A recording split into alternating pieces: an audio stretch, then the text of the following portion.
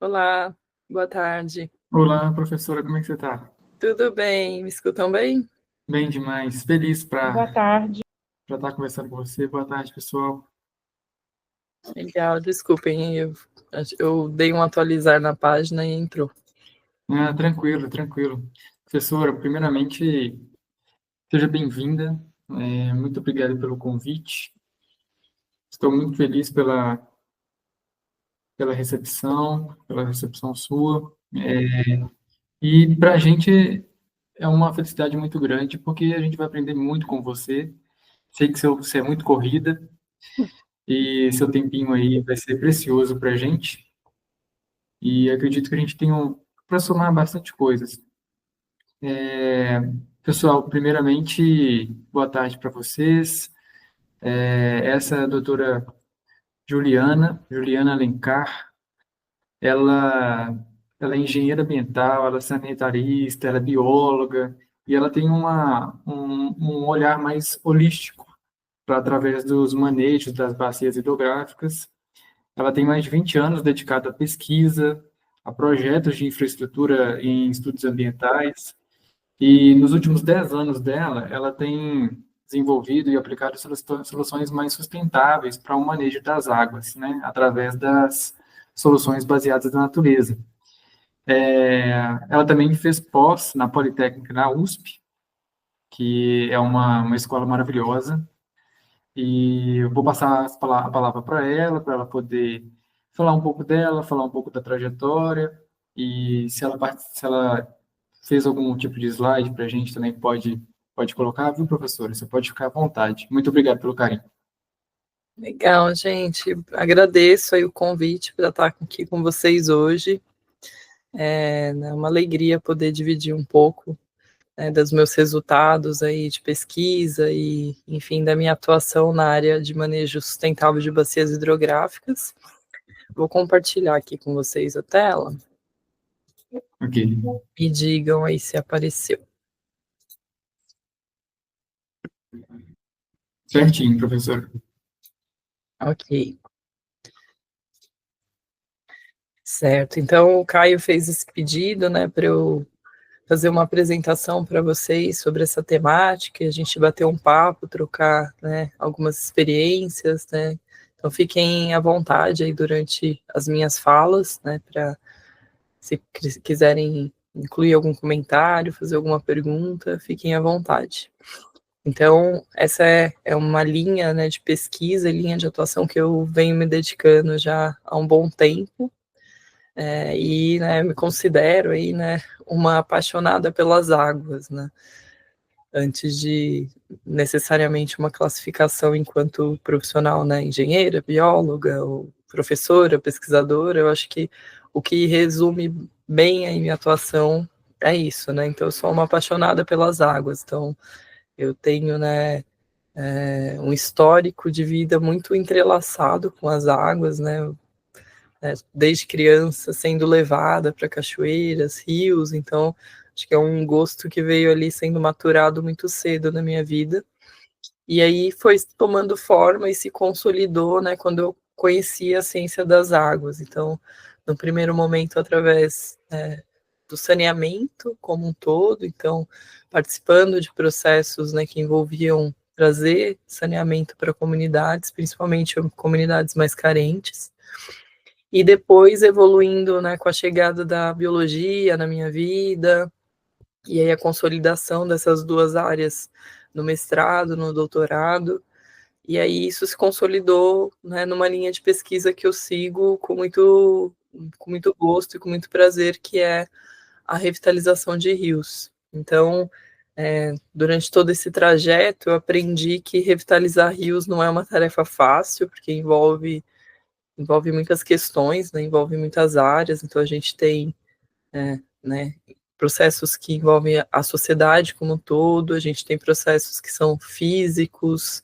né, de intervenções pontuais no canal, a gente tem processos que envolvem a questão biológica, então mexendo na ecologia do rio, então, essa leitura acumulada ao longo de todos esses anos de formação me trouxeram para esse ponto, né, onde eu consigo, né, com toda essa bagagem, ter um olhar holístico, como o próprio Caio disse, né, para as bacias hidrográficas, para os rios, e, enfim, né, outros ecossistemas aquáticos. Então, é isso, né, espero que possa transmitir para vocês um pouco dessa minha paixão, e que possa engajar, né, vocês estão aí, né, aqui a gente está num contexto da palestra, num contexto do curso de engenharia ambiental, então espero que eu possa também engajar um pouco mais vocês para seguir, né, essa área, trabalhar aí com drenagem, trabalhar com hidráulica de canais, ou estudo de bacias hidrográficas, né, e sempre nessa perspectiva, num olhar voltado para o manejo sustentável desses sistemas, né, que hoje a gente vê a situação dos nossos cursos d'água, e muito disso é reflexo de olhares segmentados, né, que viram o curso d'água e limitaram sua atuação ou simplesmente para a diluição de cargas poluentes, ou a gente... Opa, abri um negócio aqui. Para vocês não tá aparecendo. Ou simplesmente para dar vazão, né, para os volumes excedentes durante as chuvas, ou simplesmente tirar eles, né, da frente quando a gente pensa, né, no processo de urbanização, que muitas vezes, né, não assistiu às águas, então simplesmente excluiu as águas da paisagem. Então esse olhar segmentado, né, que viu o rio, viu o curso d'água como um objeto para uma única finalidade, fez com que a gente tivesse como resultado essa situação dramática que encontram-se os cursos d'água nas áreas urbanas, né? Então eles estão degradados, poluídos, ocultados, né, em canais subterrâneos, né, provocando diversos inconvenientes para a população por conta das extravasões que eles sofrem durante os períodos chuvosos, porque traz para a população todas essas mazelas, né, que são resultado da urbanização. Então, a falta, né, desse olhar holístico, esse olhar integrado para esses sistemas, foi muito danosa, né, ao longo das últimas décadas de intervenção em canais. Então, espero que eu possa transmitir aqui para vocês um pouco, né, dessas experiências e dessa visão, e que vocês possam sair daqui, né, se não engajados, né, em fazer parte aí desse time que está atuando para promover, né, o bem-estar desses ecossistemas, que vocês ao menos, né, quando cruzem pelo caminho, né, profissional de vocês, cruzem com projetos, iniciativas que tratem de águas urbanas, de rios urbanos, que vocês tenham um olhar sensível, né, e entendam que, né, para a gente manejar bem um curso d'água, a gente depende aí de várias, né, de vários processos, de várias questões. Então, né, espero que eu consiga aí, né, ao final desse nosso encontro, transmitir isso. Já está transmitindo, viu, professor? Legal, então é isso, né? Agora falando um pouco de atuação, né?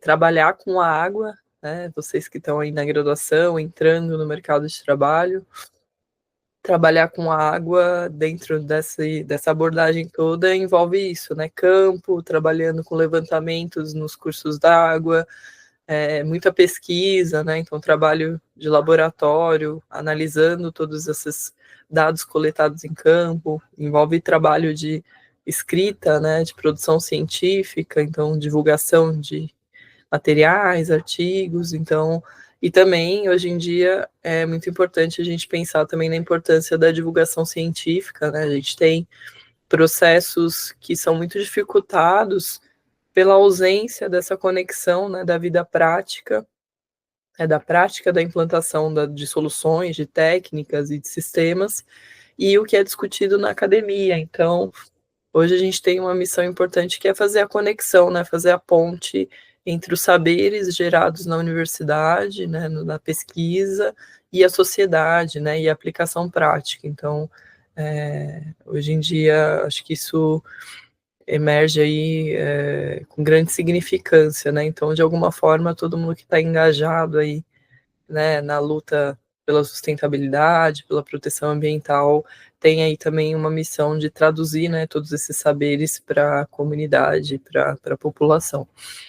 Então, agora, né, entrando aí um pouco mais, né, no campo técnico, vou falar um pouquinho para vocês sobre essas ciências, né, que é a ciência das águas, do olhar para o rio, da revitalização de rios, e aí vou trazer uma construção, né, de processos para que fique bem didático para vocês, né, que vocês entendam o que de fato é, né, intervir num curso d'água dentro de um olhar sustentável, né, que a gente possa produzir cursos d'água saudáveis nas áreas urbanas. Então, eu gosto muito dessa frase e falo ela em quase todas as minhas palestras e apresentações, né, então eu já nem sei se essa frase eu ouvi, se eu criei, se ela é minha, eu sei que ela para mim é como se fosse uma consolidação, né, de tudo que eu já estudei sobre rios, né, então é o entendimento, né, do que é o rio de fato. Então, né, essa frase diz: o rio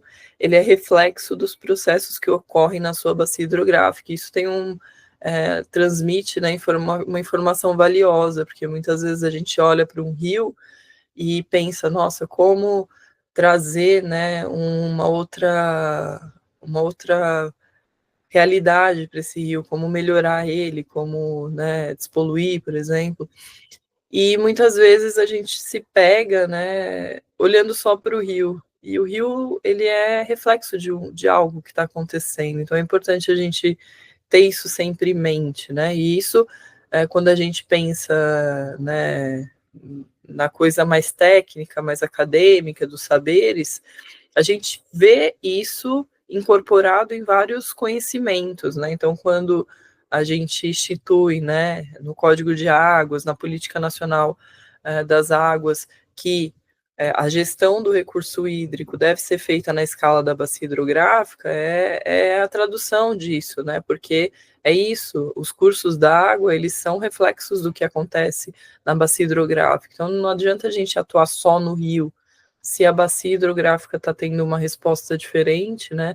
Esse rio não vai responder o que a gente quer se a gente não mexer na bacia hidrográfica. Então, gosto muito dessa tradução, né, de todos esses conceitos nessa frase.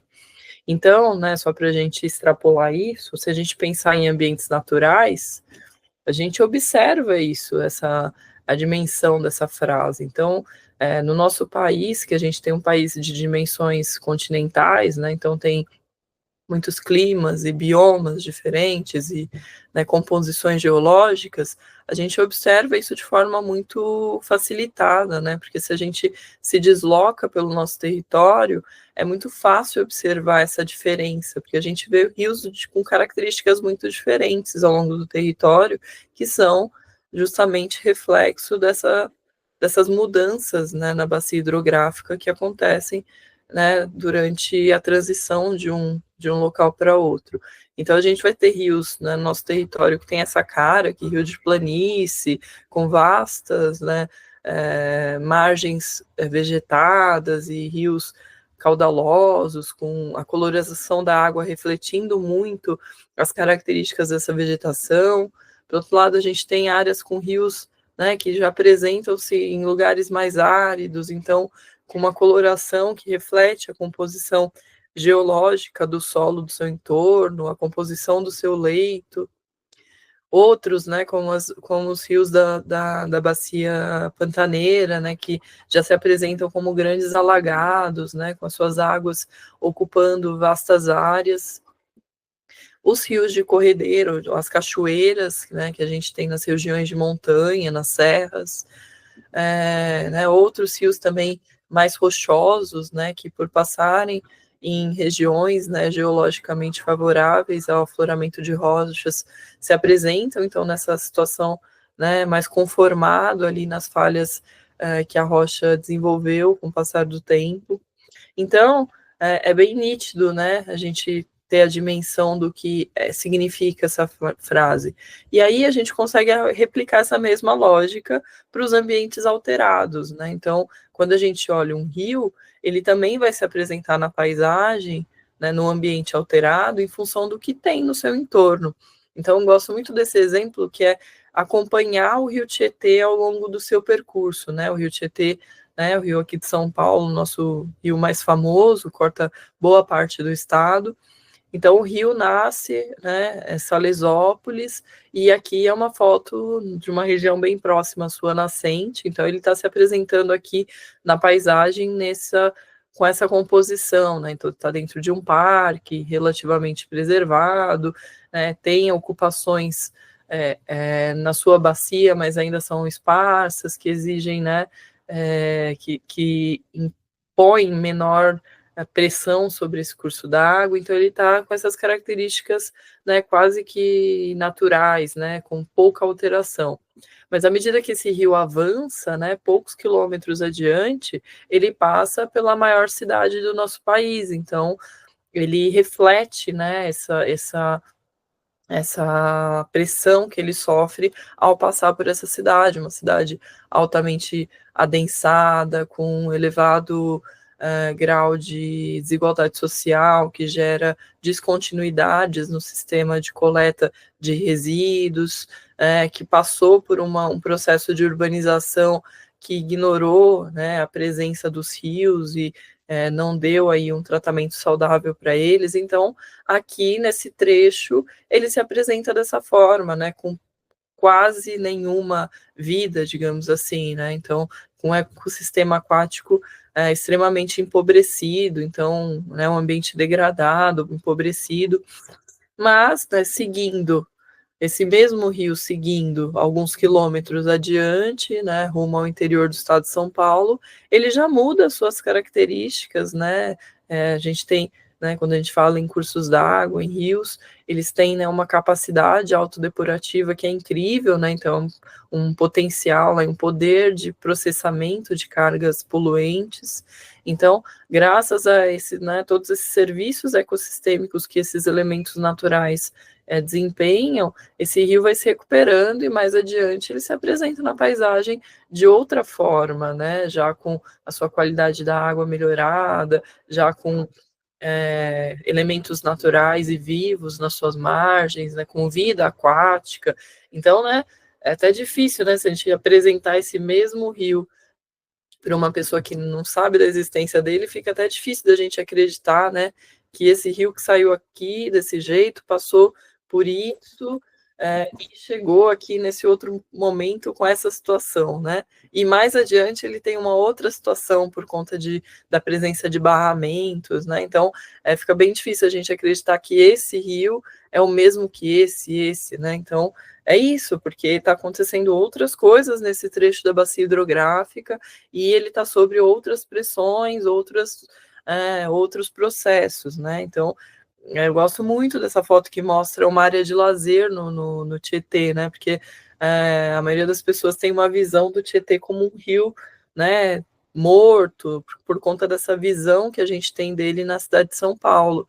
Mas eu gosto muito dessa foto que é próxima à cidade que eu nasci, né? Eu falo, o pessoal do interior de São Paulo, a praia de interiorano é rio, né? É praia fluvial, então é uma prainha perto da minha cidade, então a gente toma banho no Rio Tietê, né?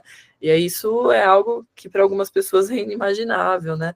Eu até falo, né? Eu tenho filhos pequenos e eu levei eles bebês no Tietê, nesse ponto, e aí quando eles olham o Tietê em São Paulo, eles falam, que rio sujo. E eu falo, você já nadou no Rio Tietê, aí eles ficam horrorizados, né? Falam, mas num outro lugar em que ele é limpo. Então é isso, né? A ideia, né, que isso passa de que o rio é um elemento, né, que está só refletindo processos que estão acontecendo na sua bacia hidrográfica. Então, a revitalização, quando a gente pensa, né, na intervenção num rio para trazer ele de volta à vida, ela só faz sentido se a gente tem esse olhar na escala da bacia hidrográfica, né? Então, não é só o rio, é bacia hidrográfica, né? É manejo sustentável da bacia, né? Que aí vai refletir no rio também. Então, quando a gente olha as cidades brasileiras, né, os sistemas urbanos brasileiros, a gente observa que a gente tem, né, um contexto lá que era natural, que tinha rios, né, na maioria das vezes com formatos orgânicos, que tinham suas vegetações das suas matas ciliares preservadas, e a gente foi mudando isso com a urbanização, né? Tirou a vegetação, deixou o rio mais liso, mais reto, foi colocando tubulações para levar água de chuva, porque agora a água de chuva não consegue mais escoar e infiltrar, porque tem a cidade, então a gente vai colocando galerias, e aí a cidade começa a gerar cargas poluentes, porque a gente gera carga poluente, né, por conta do processo biológico, né, que passa nosso corpo. Então, a gente começa a ter sistemas precários para lidar com essas cargas, aí a gente começa a ter mais redes e levar esses efluentes, esses resíduos gerados na cidade para tratamento,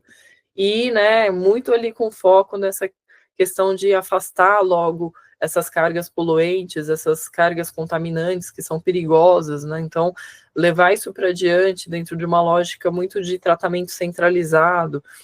E aí vem agora um momento que a gente está começando a vivenciar, né, em algumas cidades, que é trazer sistemas sustentáveis, trazer o verde para tratar as águas, né? E aí o que a gente quer chegar para uma bacia hidrográfica, idealmente, é sempre um contexto de manejo sustentável das águas no meio urbano, né? Então, são sistemas que vão ter lá rios despoluídos, que vão ter infraestrutura sanitária completa para que o efluente sanitário, industrial, etc., não chegue no rio, que tenha reservatórios que consigam lidar com as águas das cheias, mas que esses reservatórios sejam reservatórios inteligentes, atrativos no sentido da colonização vegetal dele, que sejam harmônicos com a paisagem. Então, isso é o que a gente espera, né? Mas, então, isso replicando toda a lógica do manejo sustentável, né, que são estruturas que atuem no controle de poluição, que sejam resilientes, que sejam integradas na paisagem, que tenham alta capacidade de fornecimento de serviços ecossistêmicos e que promovam lógicas, né, de tratamento que a gente discute hoje como sendo as mais adequadas para o tratamento das águas. Mas a gente observa no Brasil que a gente tem uma situação muito heterogênea, né? Então a gente tem desde bacias hidrográficas que estão em condições muito preservadas, até bacias hidrográficas que estão no início de processo de ocupação, né, com as novas áreas urbanas, áreas que estão aí com uma urbanização muito precária, então não tem nada de sistema de coleta de resíduos e efluentes, áreas que têm alguma coisa de efluente, mas não destina corretamente, outras que têm estação de tratamento, mas não consegue tratar tudo, outras que estão começando a iniciativa de manejo sustentável, e até outras que estão mais avançadas nesse sentido, mas que a gente ainda precisa, né, avançar um pouco. Então, eu digo que a gente tem muitos Brasis aí, né? A gente tem diferentes realidades ao longo do território e a gente, né, sempre que tem que pensar, mirar como objetivo essa condição futura em que todas as nossas cidades vão fazer um manejo sustentável das águas. Então fica a pergunta, né, vendo todas essas complexidades, né, é possível ter rios urbanos saudáveis, né? A gente consegue chegar lá? Isso é uma pergunta que todo mundo quer saber quando olha os rios urbanos tão poluídos e degradados, principalmente nas grandes cidades, né? Então, o primeiro passo é a gente fazer o conhecimento do problema sempre, né? Então, a gente tem que entender que quando a gente fala em rio urbano, a gente está falando em quantidade de água, porque a gente tem a questão das enxurradas, né, das vazões de pico que acontecem na bacia hidrográfica, a gente tem as questões envolvendo qualidade da água, porque a urbanização, a existência das cidades implica necessariamente em geração de cargas poluentes, né, mas obviamente não implica na necessidade da gente descartar inadequadamente, então, né, a gente tem cargas e precisa fazer alguma coisa com elas, né. A gente tem uma componente ambiental importante, porque as áreas urbanas foram historicamente muito empobrecidas nos seus sistemas naturais, então a gente removeu a vegetação de forma bem drástica, né, e com isso a gente paga um preço alto de não ter os serviços ecossistêmicos que os sistemas naturais podem prover, né. E a gente também tem uma componente social muito importante, né? A água está muito interligada na sociedade, então a gente tem ali uma função social desses espaços muito forte. Então a água está coexistindo na paisagem, está permeando a urbanização, então não tem como a gente ignorar isso, né? Então a gente tem que fazer essa construção social de uma forma mais adequada.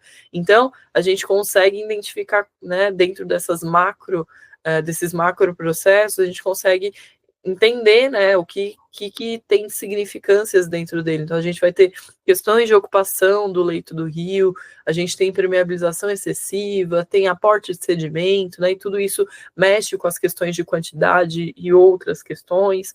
A gente tem a questão da produção das cargas poluentes, a gente tem a questão da remoção dos elementos naturais, e uma coisa muito importante, a gente tem uma desconexão do homem com a natureza muito forte nas áreas urbanas.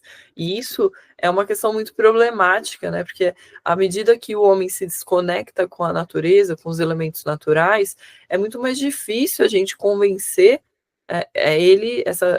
essa população desconectada da importância que tem ter a natureza, né, nas áreas urbanas, na vida urbana. Acho que isso deu sinal ali na época da pandemia, né, trouxe uma reflexão, todo mundo ficou muito preso dentro das casas, e aí veio essa coisa nossa da importância de estar nas áreas livres, nos espaços verdes, mas o que a gente observa na prática é isso, né?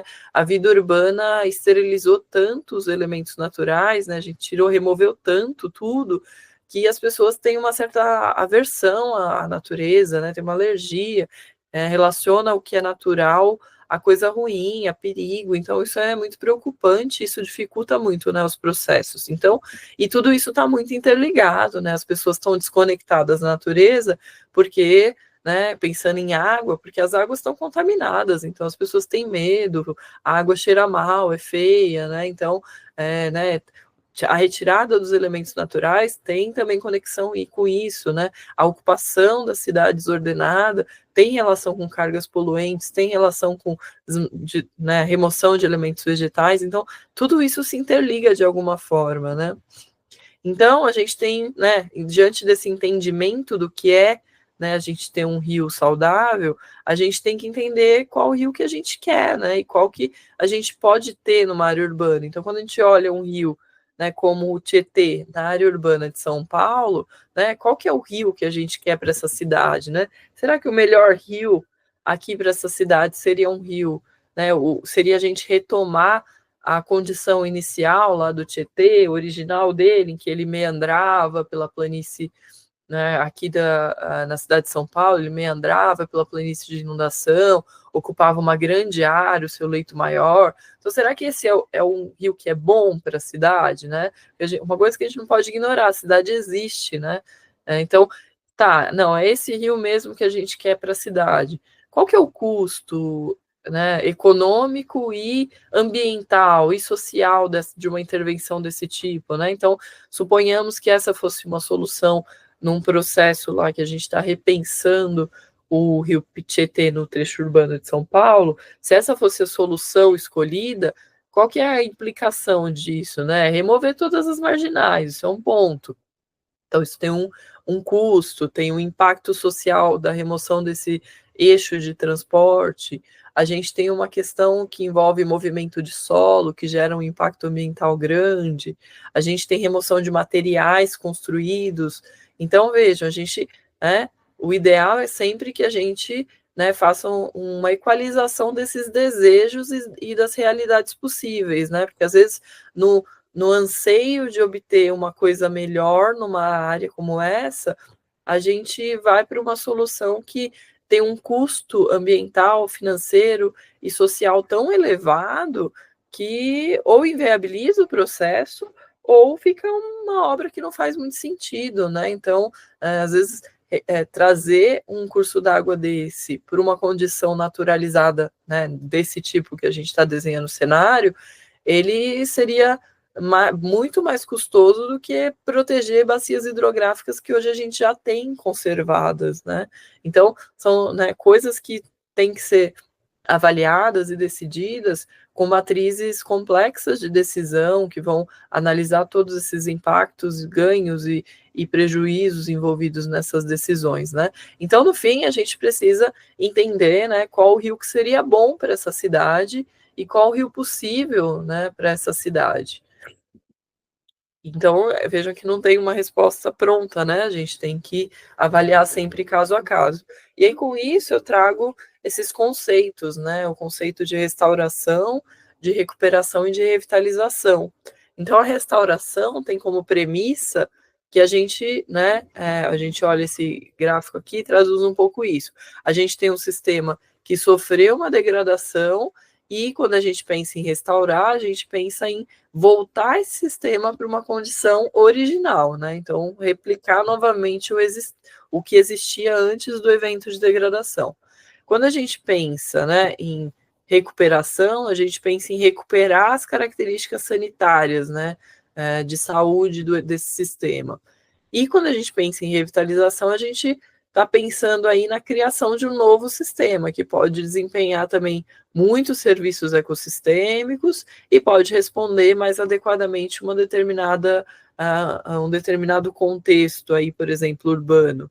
Então é isso, né? Quando a gente pensa em restauração, o foco ele é muito mais ecológico, né? Então a gente vai olhar para tudo aquilo que compõe o rio na sua naturalidade. Então aí entra, né, a gente olhar para o que era a zona ripária desse rio, né, a mata ciliar, quais eram os processos ecológicos que existiam, o tipo de vegetação, o tipo de conformação do solo. Então, é um processo bem complexo e muito focado nessa questão da estrutura ecológica do sistema. E aí a gente tem que lembrar que um ecossistema aquático completo, ele é composto por uma série de organismos que vai lá desde bactéria, fungo, né, comunidade de macroinvertebrados bentônicos. Aí sim, para a gente ver, olhar os peixes, olhar os organismos, né, que estão, digamos assim, na estrutura mais superior da cadeia alimentar. Então, é isso, né? Restaurar um ecossistema é recompor todos esses processos que existiam, né, antes do evento de degradação. E isso nem sempre é fácil, mas é palpável em muitos casos, né?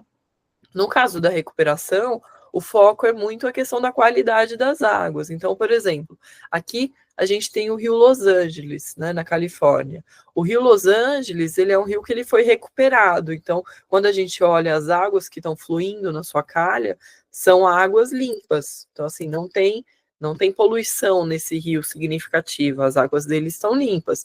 Mas esse rio ele não foi revitalizado, então ele não foi renaturalizado. Então, é um rio que ainda está com a sua calha de concreto, ainda está, digamos assim, ecologicamente muito empobrecido, né? Se não morto, mesmo com as águas limpas, ele está muito próximo, né, de um sistema que não tem vida aquática estruturada.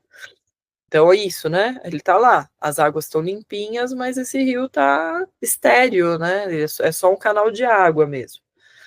E aí tem iniciativas, né, para melhorar a condição do ecossistema aquático desse rio, já tem sido pensado intervenções para dar um passo além, né? Tá, a gente tem as águas despoluídas, por que então, né, não ter vida de novo nesse rio?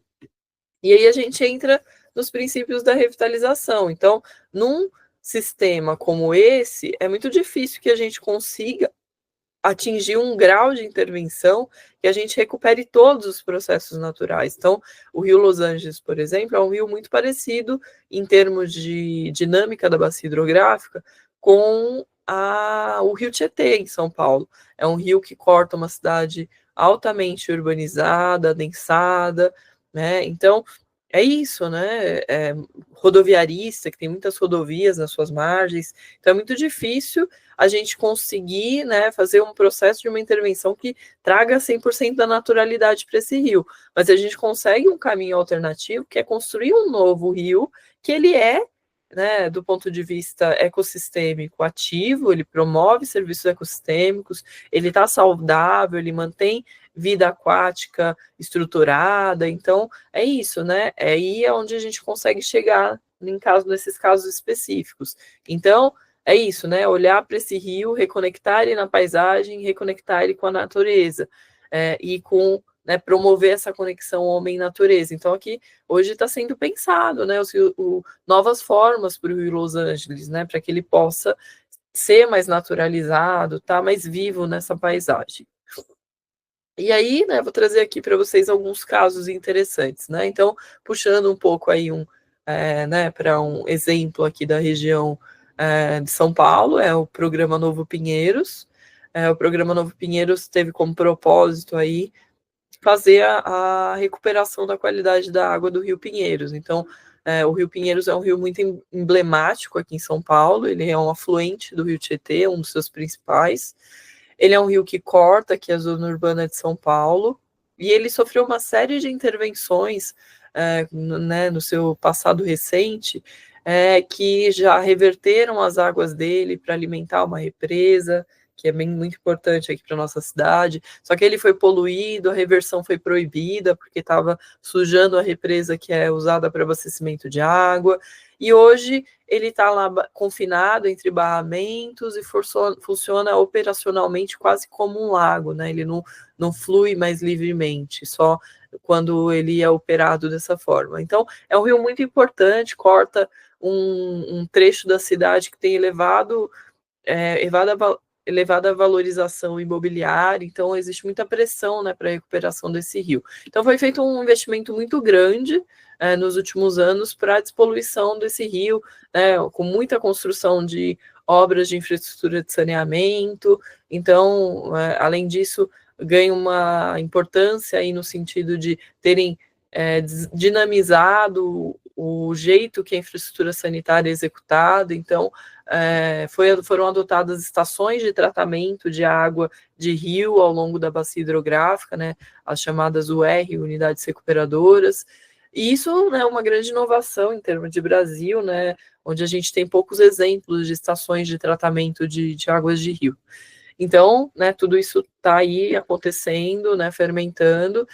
Então, a gente observa, né, que as ações do programa surtiram um efeito ali no controle da poluição orgânica no curso da água, então o monitoramento reflete isso, mas é um rio que ainda está sob forte pressão, né, do contexto urbanístico da sua bacia, então ainda está caminhando para esse processo de recuperação da sua qualidade da água. E existe uma expectativa para que esse rio, né, também seja revitalizado. Já existem iniciativas em andamento, com ciclovia na margem, requalificação das margens, decks de contemplação. Então, é um processo que já está acontecendo, mas aí existe, né, uma meta ainda de ampliar isso e criar um grande parque linear e com enriquecimento constante dessas margens desse canal.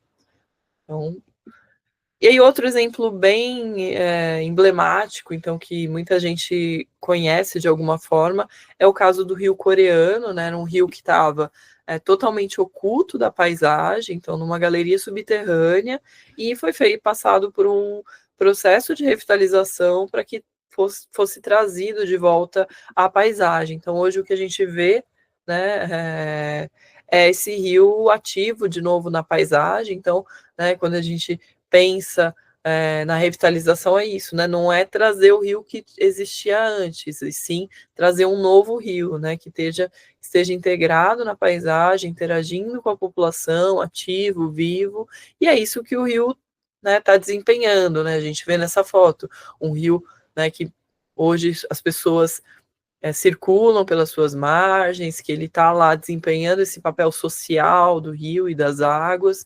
Existem outros trechos onde tem uma proposta de naturalização dos seus elementos, então já com elementos vegetais, com, né, um trabalho no leito com pedras. Então é isso, né? E é o rio que está lá se mostrando ativo na paisagem, desempenhando as funções esperadas para um rio urbano.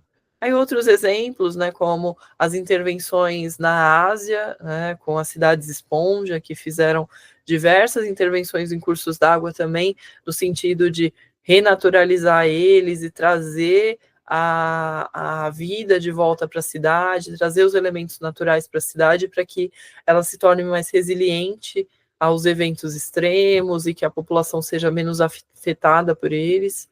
Aqui outra imagem, né, do parque.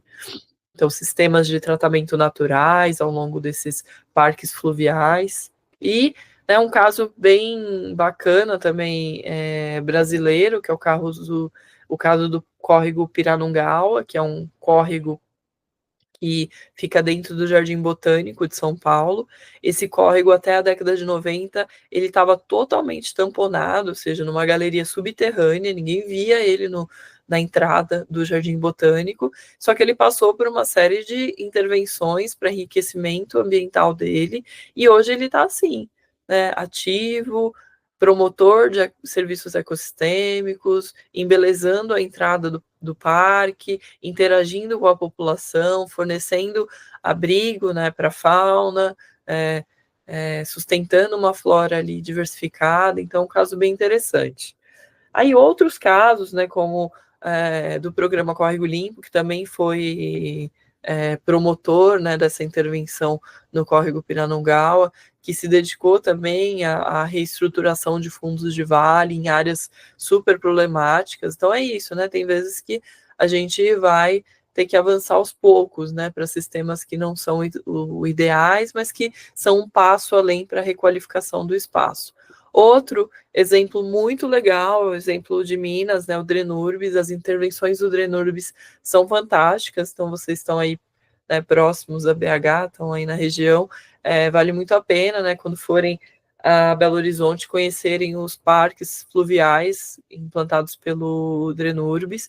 Então essa foto, se não me engano, é do 1º de maio, é um reservatório dentro de um parque, então super integrado com a paisagem, ativo no uso social da população, então muito legal. Então, fica muito claro nesse ponto aqui, espero, que revitalizar tem um significado muito claro, que é reconectar, né, reconectar o rio na paisagem, reconectar a população, né, fazer de novo essa integração que foi perdida com a urbanização, né. Então, é muito claro, quando a gente olha esses processos de sucesso, é isso, a população está ativa, né, está usando, está se beneficiando. Então, isso é um elemento indispensável para sucesso de processos de revitalização de rios, né? Então, a população, a cidade usar o rio, né, das suas diversas formas.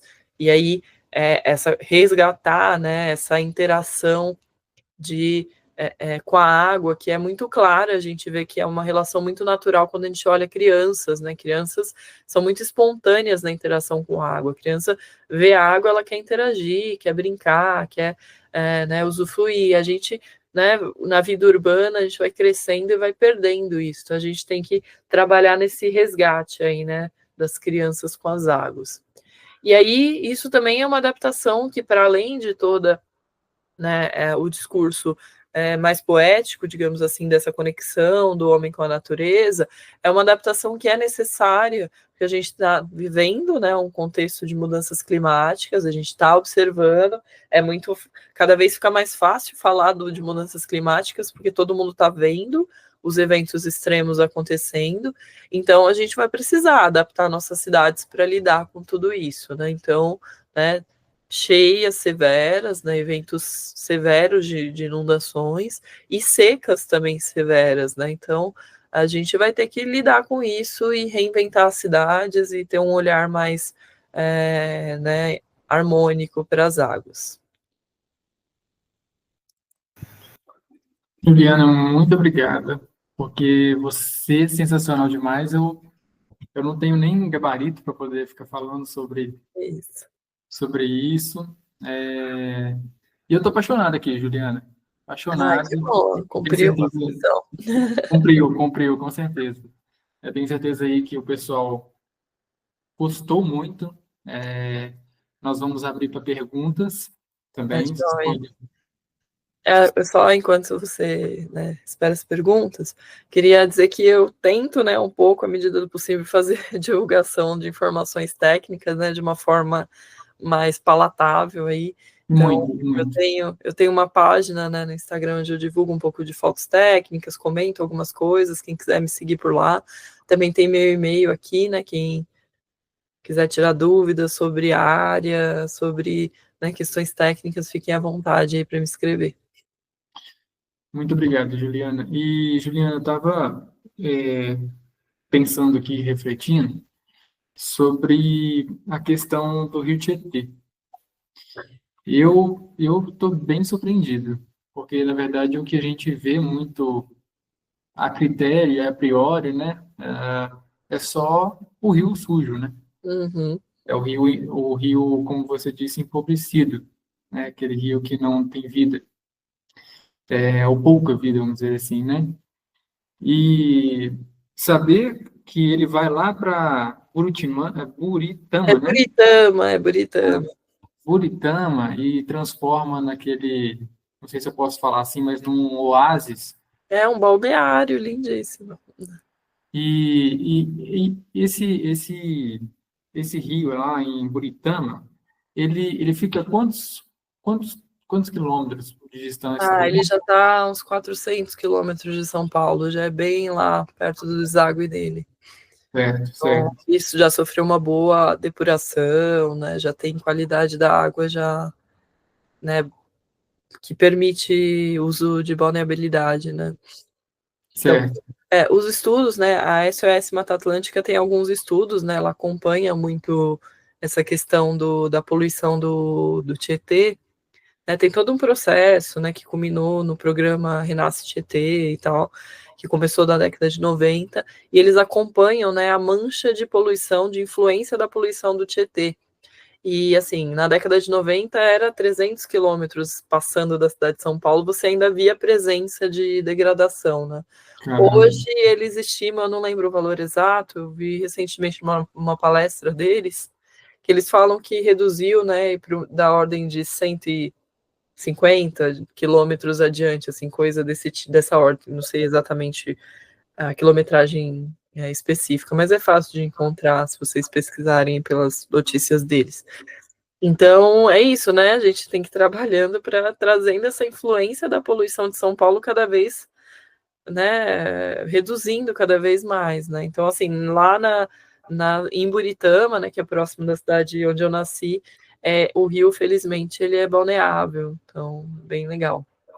não, maravilhoso. E trazer isso para a gente é um motivo de orgulho, e além disso, é um motivo de ter profissionais como você nessa área, né, para que a gente tenha uma amplitude melhor, né, nos nossos dilemas, vamos dizer assim. E, Juliana, a gente tem aqui a Vitória Miranda, que ela falou que ela adorou a sua abordagem é muito boa. E a Ana Paula Marinho, ela diz que em Goiás tem um córrego Botafogo que foi canalizado e anualmente ocorre problemas com extravasamento de água na avenida que corta o córrego. Nesse caso específico, qual a melhor medida, já que existe a canalização em concreto ao lado das avenidas? Isso, infelizmente, é uma realidade bem comum, né, quando a gente olha as grandes cidades no Brasil, né, a gente fala que são as avenidas de fundo de vale, né, que é isso, no processo de consolidação do urbanismo e expansão do rodoviarismo, a gente foi aproveitando espaços livres, entre aspas, né, e, né, espaços livres às margens do rio. Então, é bem comum esse cenário, né, da gente ter um rio bem engessadão num viário, né, tem uns casos aqui em São Paulo que é isso, é o rio, tá aberto, quase que assim, tá aberto por um acidente, né, esqueceram Sim, de fechar, porque ele tá lá aberto, mas não tem nem calçada entre ele e a rua, assim, né, o viário. Então, são casos bem drásticos e é um desafio, assim, pra gente, né.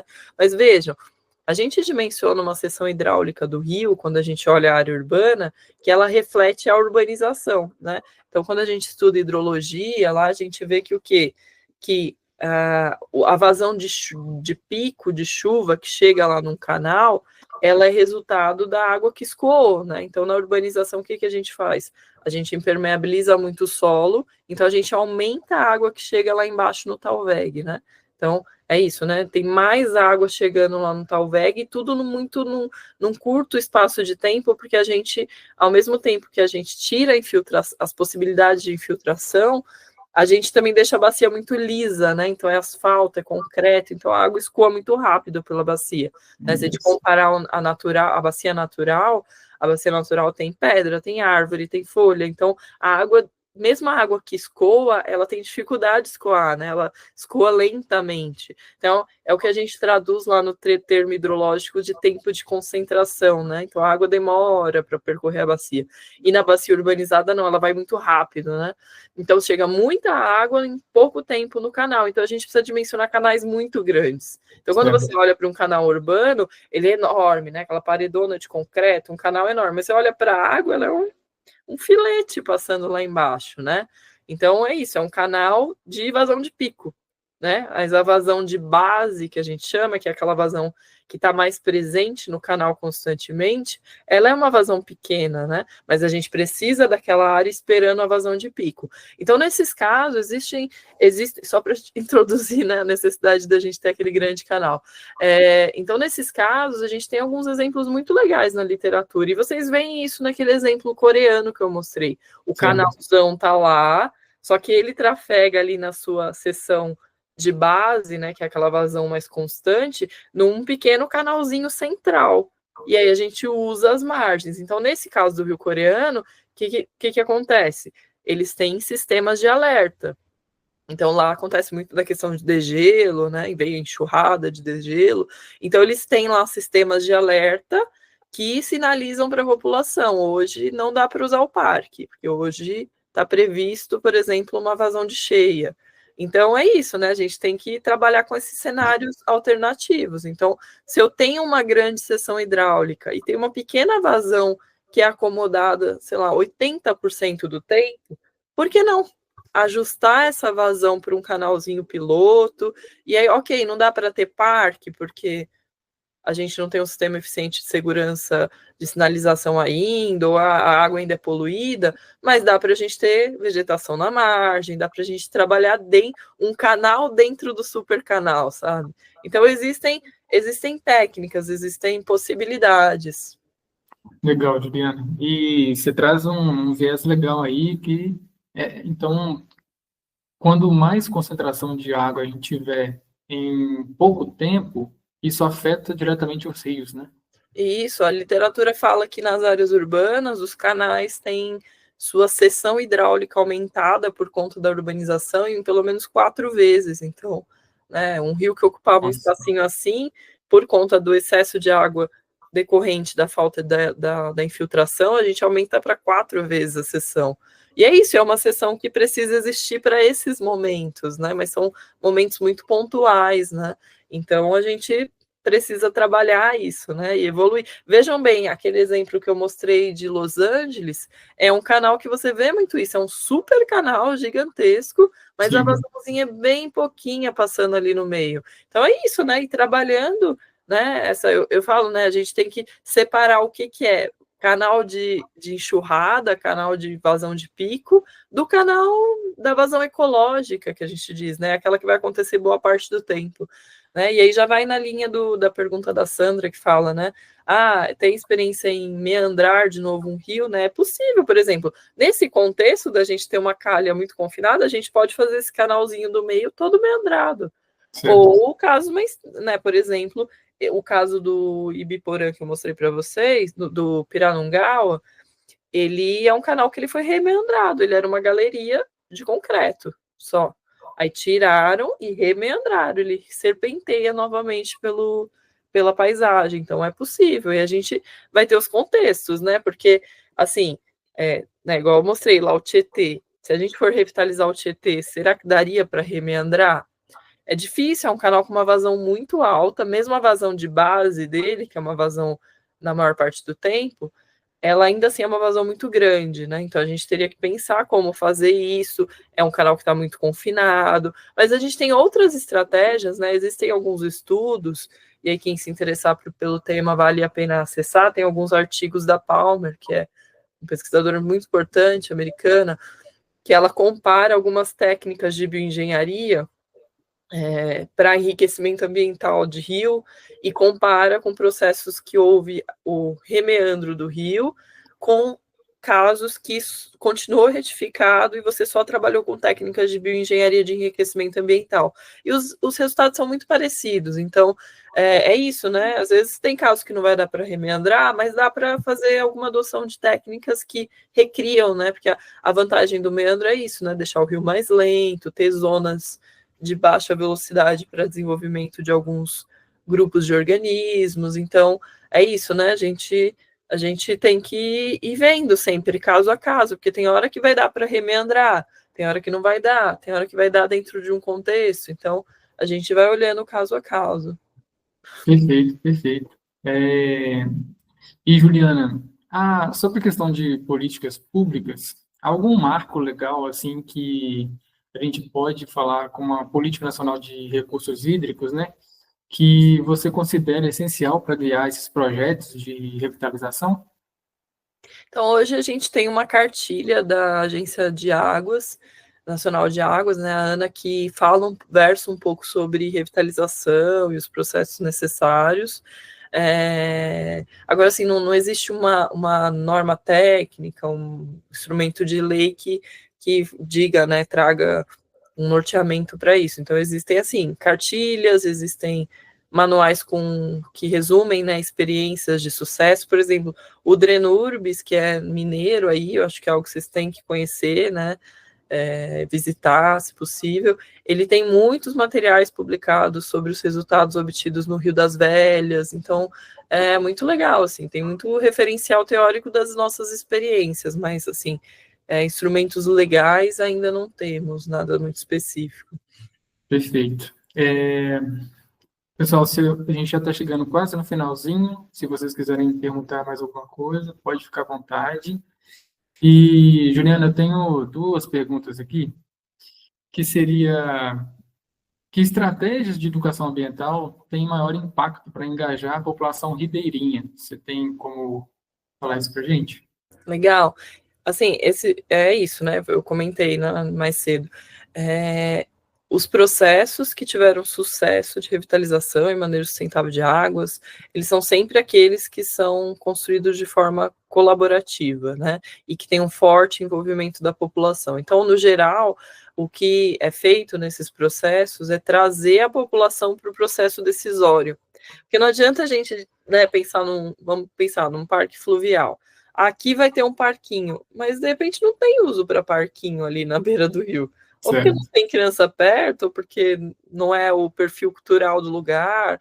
Então, assim, é importante a gente ter a participação da população para a população imprimir no projeto as suas necessidades. Então, quando a população participa ativamente de toda a construção, os processos tendem a ter muito mais sucesso, a muito mais sustentabilidade, né? Não é aquele processo que você lança, faz tudo bonitinho, tem parquinho, tem pista de caminhada, tem isso, aí passa daqui um ano, não tem mais nada, porque teve vandalismo, ninguém usou e deteriorou. Então, assim, o envolvimento da população, ele é imprescindível, assim, em todas as etapas, desde a construção. Então, a gente, quando vai fazer um desenho de uma revitalização, a gente chama a população, mostra a planta, fala para eles onde que tem as coisas, pede para eles indicarem as demandas, as necessidades, e aí, obviamente, sempre conduzindo, né?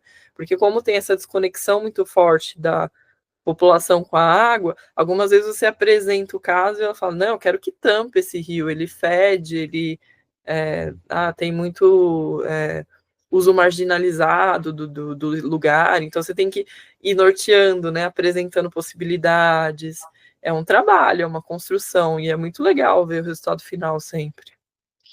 Juliana, eu estou aqui já querendo já visitar esse Por projeto lá favor.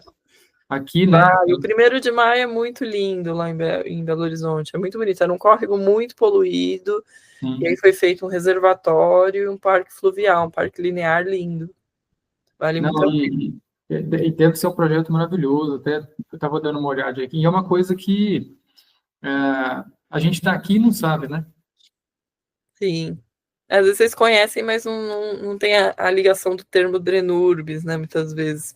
Mas é isso, essas intervenções bacanas que foram feitas em Minas tem tudo aí, essa relação com o Drenurbis, foi muito frutífero esse projeto.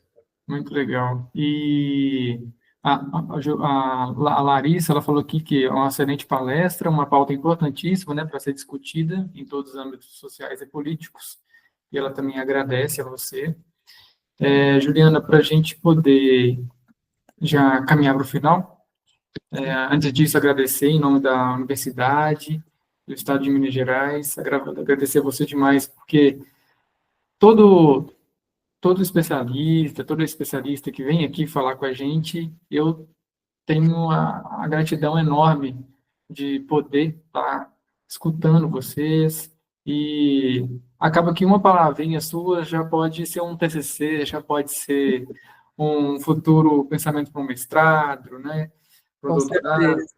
e isso enche nossos olhos, você pode ter certeza disso. Já recebi algumas mensagens aqui no WhatsApp já falando assim, nossa, já tenho ideia para o meu TCC. Ai, que ótimo. Tá vendo? Então isso é maravilhoso. É isso, é assim que começa. Muito bom. Ainda mais você, né? Porque você tem um caminho gigantesco, gigantesca na academia mesmo, e isso incentivar também as mulheres a chegar Sim. nesse lugar, estar nesse lugar, porque esse lugar é de vocês. E, Juliana, eu sempre falo no finalzinho uma pergunta que como era a Juliana lá na graduação e como é a Juliana hoje em questão de pensar nos rios mesmo. Você já pensava nos rios lá atrás na sua graduação ou isso foi um start depois? Isso foi o start de trabalhar com rios, veio depois, assim, eu tinha a Juliana da graduação, acho que até antes, assim, a Juliana que saiu do ensino médio, né, que estava saindo, era uma Juliana muito sonhadora de fazer a diferença na área ambiental, então eu queria, Legal. era aquela coisa bem assim, salvar as baleias, né, assim, Ótimo. era Ótimo. aquela coisa bem, e aí quando eu entrei na graduação, eu tinha esse desejo muito forte, né, eu fui para ambiental, e aí eu caí muito no saneamento, assim, né? Fui trabalhar com saneamento. E aí foi muito curioso, porque aí eu não me via muito fazendo isso. Era muita ingenuidade, assim, né? Eu achava que eu não estava trabalhando com meio ambiente, fazendo saneamento. E aí por muito tempo eu não entendia isso como meio ambiente. E aí depois eu fui meio que construindo esse conhecimento até chegar, né? Que eu ia trabalhar com rios e tal, e aí isso foi se moldando e se consolidando como esse sonho de fazer a diferença na área ambiental. E aí, hoje, eu tenho uma percepção totalmente diferente, né? Fazer saneamento é meio ambiente, porque você está Sim. tirando esgoto do rio, você está conduzindo as águas de uma forma saudável. Então, eu vejo muito esse amadurecimento do que é fazer a diferença para o meio ambiente. Então, acho que cada vez que a gente pensa um projeto, né? E dentro de uma visão integrada, a gente está fazendo isso pelo meio ambiente. Então, acho que isso que se consolidou eu tenho muito orgulho dessa minha trajetória. Eu acho que eu sempre tive muita curiosidade de saber tudo e sempre foi muito claro para mim isso de que o Rio era uma coisa que envolvia muitos setores, muitas áreas, muitos processos. Então eu fui em busca disso, né? Fui fazer biologia depois, porque eu queria esse olhar que eu achava que a engenharia ambiental não me dava, que era de Uhum. entender os processos biológicos. Eu queria ir, né, para esse lado, eu não queria ficar só, né, naquela coisa mais cartesiana. E Sim. aí fui também fazer um pós-doc na arquitetura, porque eu queria entender tudo, como interagir, né, como integrar no espaço urbano, como mexer na hidrologia, na parte fluvial, urbanística. Então, é isso, acho que, né, busquem sempre isso, né, acho que se alimentem disso, né, dessa curiosidade que a gente tem muito, né, quando a gente é mais jovem, então não deixem isso morrer, porque no fim a gente vai, né, quando a gente vai para a graduação, vai tendo que estudar um monte de outras coisas, e aí nem sempre a gente consegue ver a relação clara entre essas coisas, né, com o que a gente quer, e às vezes a gente fica um pouco desmotivado e perde essa paixão de buscar o conhecimento, né, ativamente. Então, né, não percam isso. Juliana, muito obrigado pelo seu carinho, tá? Pelo seu tempo. Em breve já vai. Precisando, quem tiver interessado em TCC, quiser pedir material, tirar dúvida sobre possibilidade de tema, podem me escrever. Juliana é super solista, pessoal. Nossa, o horário é ocupadíssimo, então, assim, aproveita mesmo. Já esse material vai estar no YouTube, para vocês olharem de novo, e tomara que chegue a outras pessoas também, que estão, por exemplo, no ensino médio, né? Quem sabe já é um start para muita coisa, né, Ju? Exatamente. Ô, Ju, então um abraço para você, mas você quer deixar alguma palavrinha final? Não, eu só agradeço a oportunidade, fico à disposição, gente. Joia, obrigado, viu, Tá gente? bom? Um Tchau, gente. abraço, Obrigada. tchau.